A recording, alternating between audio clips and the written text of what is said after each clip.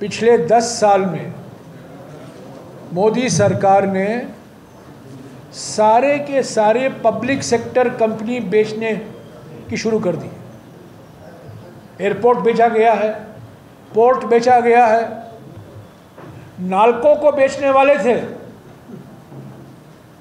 और मुझे याद जानकारी है कि उनके मन में ये भी सोच थी कि रूरकेला का स्टील प्लांट भी बेचा जाएगा। बीजेडी लोग चुप थे, किसी ने कोई आवाज़ नहीं उठाई। हमने पार्लियामेंट ये आवाज़ उठाई, हमारे INTUC के नेताओं ने ये आवाज़ उठाई। तो पिछले 10 साल में जो प्राइवेटाइजेशन हो रहा है ये खतरनाक है। सारी देश की संपत्तियां बेचे जा रहे हैं। अगर नालको बेचा जाएगा, रूरकेला बेचा जाएगा, पारादीप बेचा जाएगा, पोर्ट, एक समय आएगा हीराकुद भी बेच देंगे। तो मेरा कहने का मतलब ये है कि पिछले 10 साल में जो नीति नरेंद्र मोदी जी ने अपनाया है, 21 लोग हैं हमारे देश में, 21 लोग अरबपति, जिनके पास उतना धन मिल गया है जितना कि 70 करोड़ भारतवासियों के पास है। 21 भारतवासी यानी जी पूंजीपति, अरबपति, और दूसरे तरफ 70 करोड़ भारतवासी। और ये नतीजा है हमारे प्रधानमंत्री, आउटगोइंग प्रधानमंत्री की नीयत और नीतियों का कारण, और जो इसमें यहाँ के मुख्यमंत्री भी शामिल है। Mr. Rahul Gandhi walked 4,000 kilometers from Kanyakumari to Kashmir. 4,000 kilometers, 150 days he walked from Kanyakumari to Kashmir. In 2023-24, he travelled 6,600 kilometers from Manipur to Mumbai. That was the new life of the Congress. Congress has already got the Sanjeevani. There is no such thing as last war for Congress.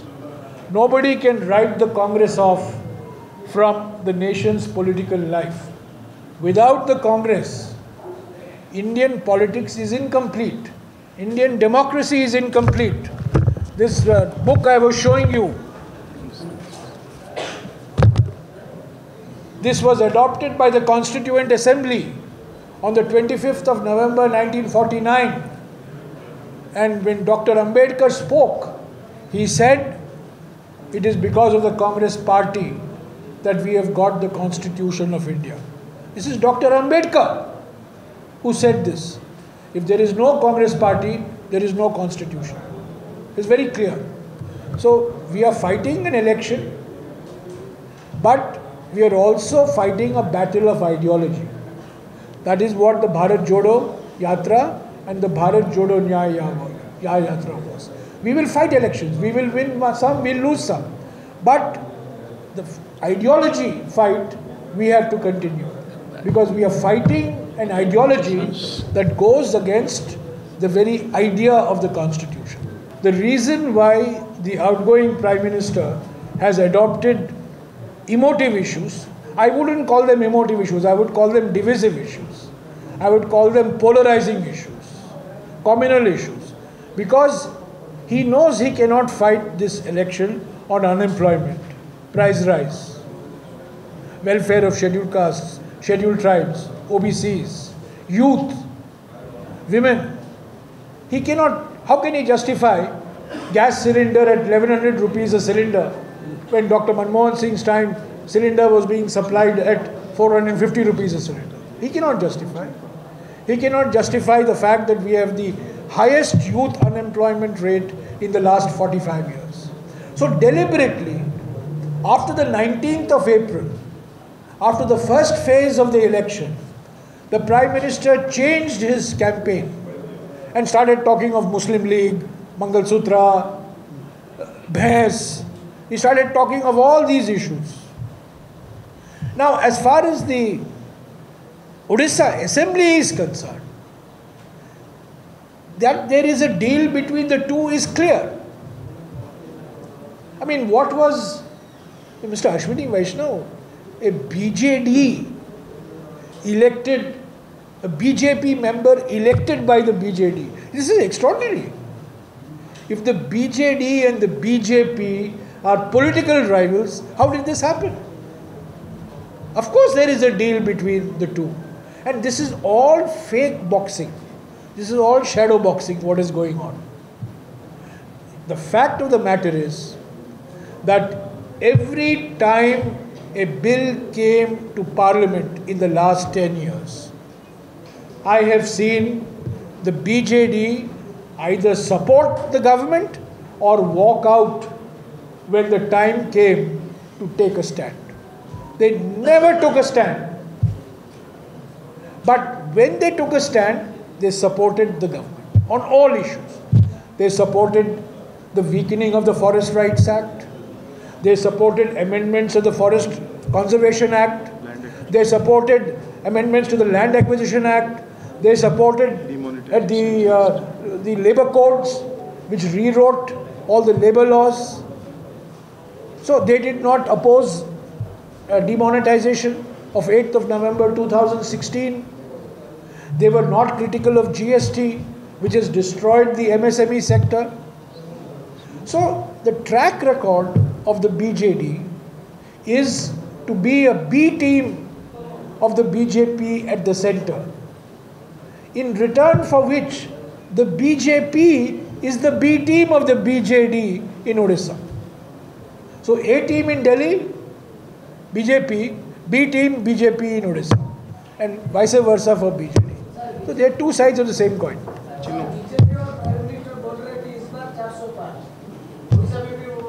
ये 400 पार के पीछे क्या राज है?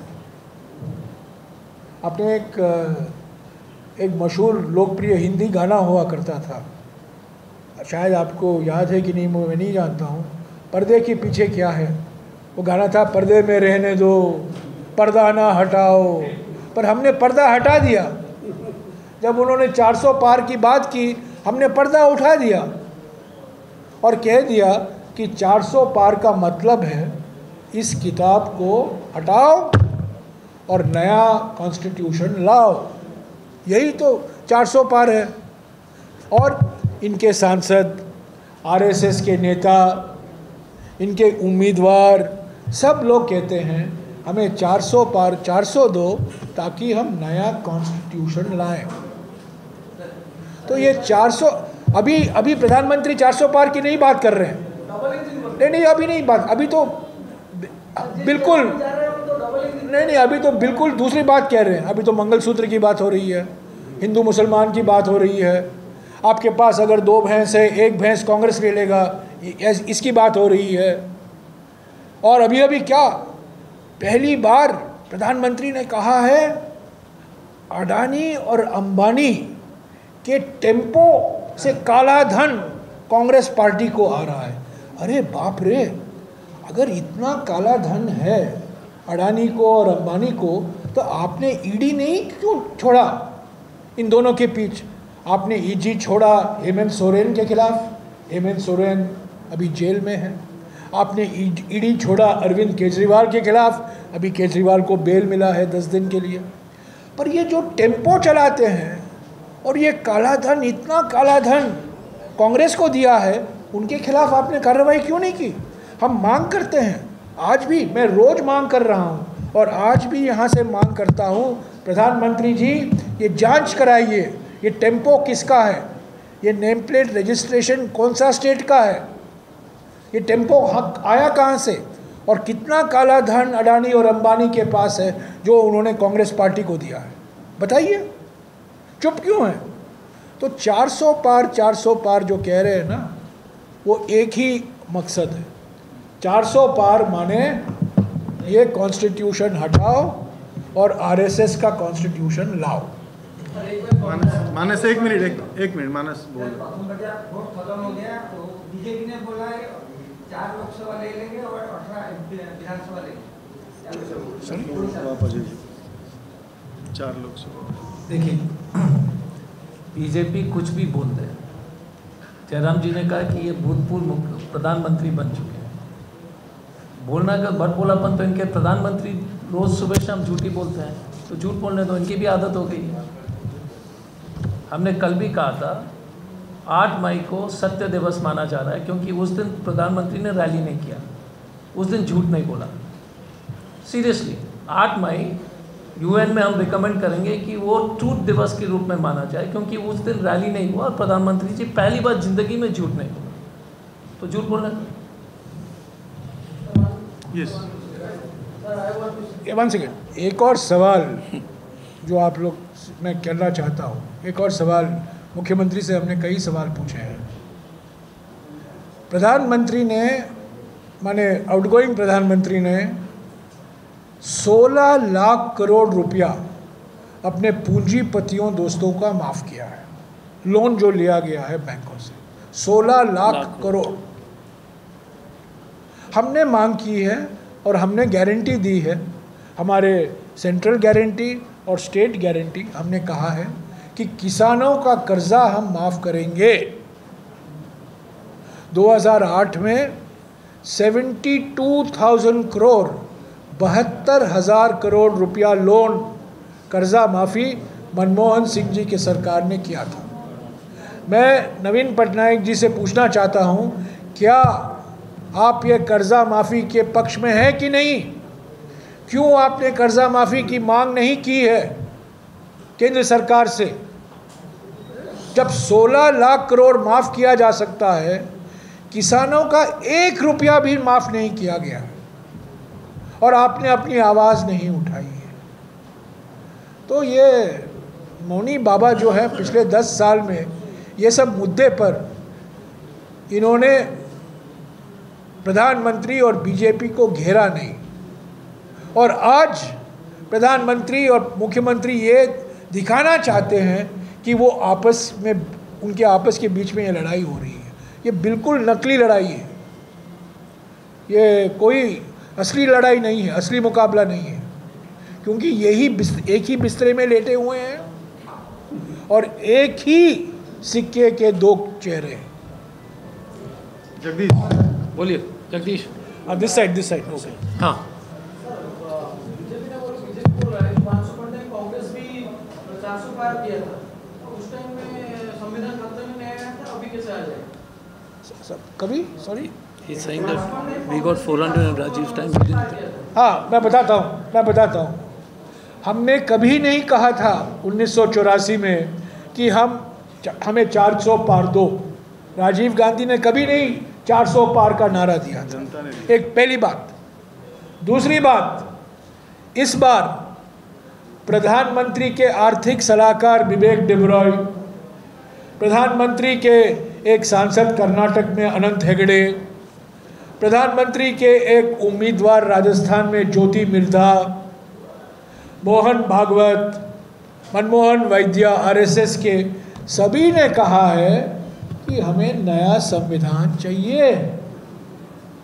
ये शब्द हमने कभी नहीं कहा है। कांग्रेस पार्टी ने पंडित नेहरू के ज़माने से कभी नहीं कहा है कि हमें 400 सीट दो, 400 पार, 400 पार, 400 पार, हमने कभी नहीं कहा। ये पहली बार हो रहा है कि 400 पार की मांग आ रही है, नारा लगाया जा रहा है। और असली बात यह है कि इस संविधान को बदलने के लिए, तो इस संविधान को सुरक्षित रखने के लिए हम ये लड़ाई लड़ रहे हैं। लोकतंत्र को बचाने के लिए हम ये चुनाव लड़ रहे हैं।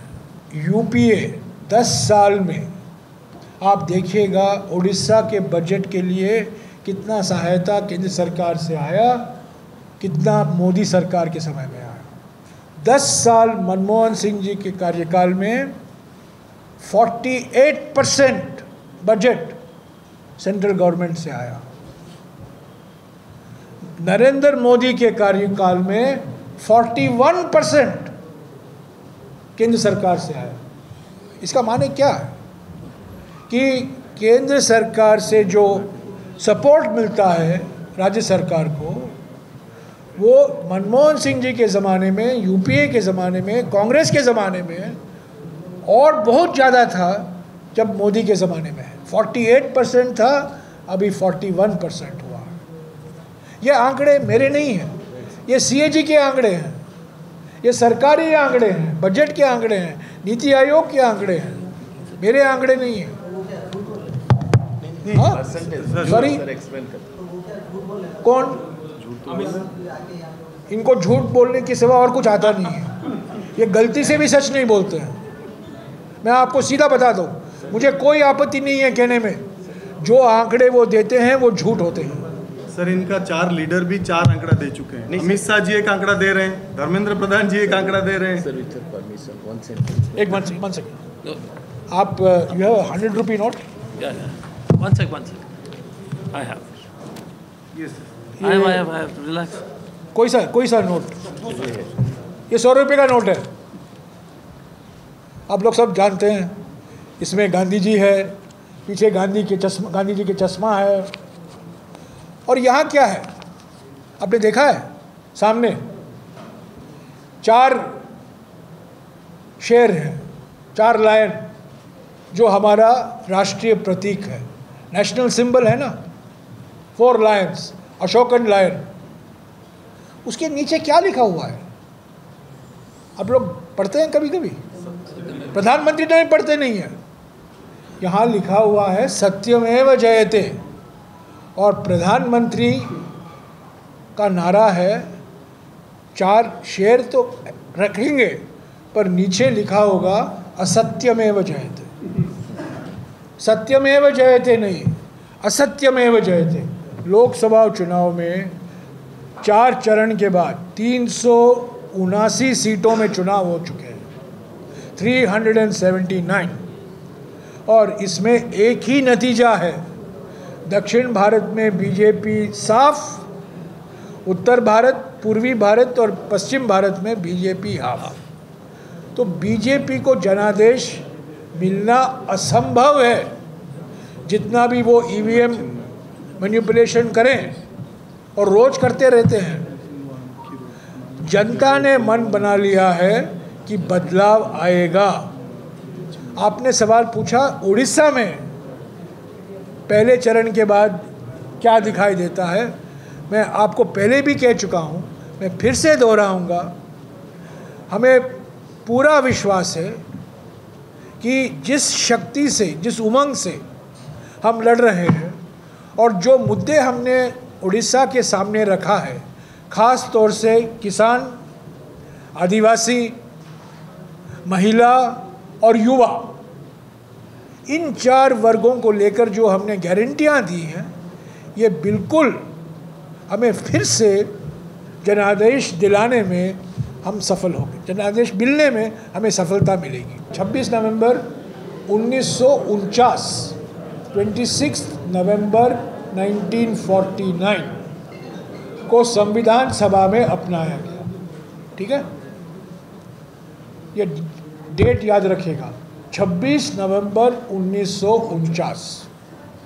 4 दिन बाद RSS का एक प्रकाशन है, ऑर्गेनाइज़र, आप लोग सब जानते हैं, ऑर्गेनाइज़र एक RSS का वीकली है।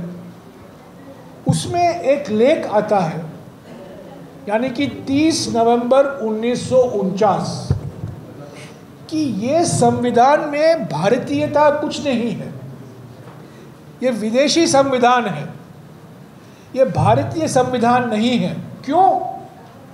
क्योंकि इनमें मनुवादी आदर्शों का कोई जिक्र नहीं है। ये प्रेरणा इस संविधान को मनुस्मृति से नहीं मिला है, और कहीं से मिला है।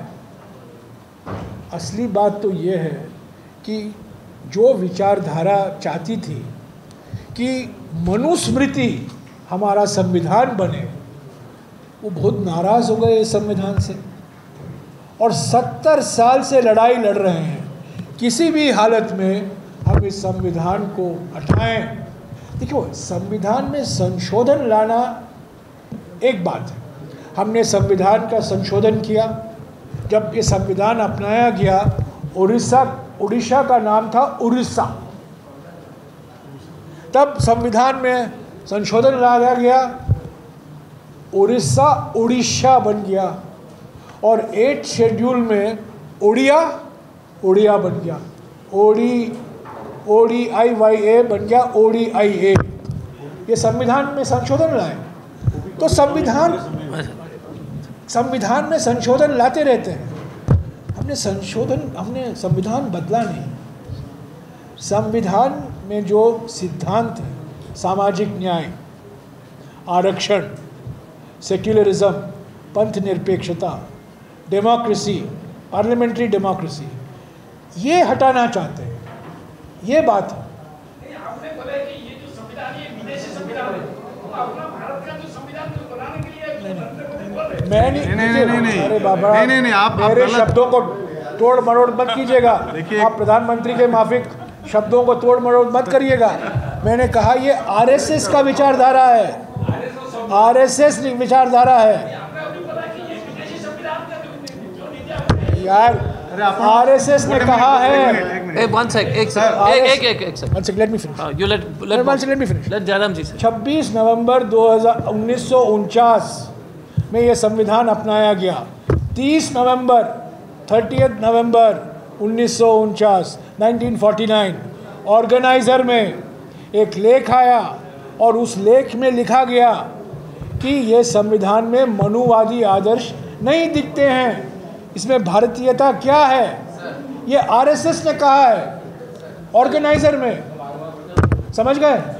ठीक। हाँ,